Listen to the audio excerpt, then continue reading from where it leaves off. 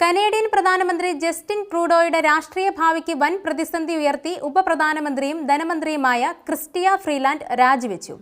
ട്രൂഡോയ്ക്കെതിരെ വൻ ജനരോക്ഷം ഉയരുകയും ആഗോളതലത്തിൽ പ്രതിച്ഛായ തകരുകയും ചെയ്തിരിക്കുന്ന സാഹചര്യത്തിലാണ് വിശ്വസ്തയായ ക്രിസ്റ്റിയ ഫ്രീലാൻഡിന്റെ അപ്രതീക്ഷിത രാജി. ക്രിസ്റ്റിയയുടെ രാജി ട്രൂഡോയ്ക്ക് വൻ തിരിച്ചടിയായിരിക്കുകയാണ്.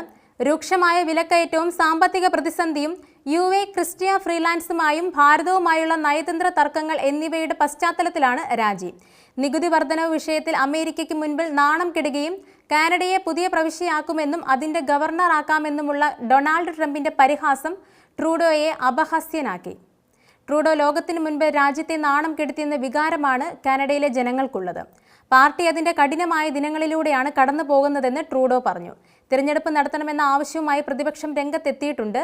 ട്രൂഡോയുമായി കുറച്ചു നാളായ അഭിപ്രായ വ്യത്യാസം ഉണ്ടായിരുന്നെന്നും രാജ്യത്തിനു വേണ്ടി ഒരുമിച്ച് പ്രവർത്തിക്കാൻ കഴിഞ്ഞതിൽ അഭിമാനമുണ്ടെന്നും ക്രിസ്റ്റിയ രാജിക്കത്തിൽ വ്യക്തമാക്കി. മാധ്യമപ്രവർത്തകയായിരുന്ന ക്രിസ്റ്റിയ ഫ്രീലാൻഡ് 2013 പാർലമെന്റിലേക്ക് ആദ്യമായി തിരഞ്ഞെടുക്കപ്പെട്ടത്. 2 വർഷത്തിനു ശേഷം ട്രൂഡോ മന്ത്രിസഭയിലെ അംഗമായി.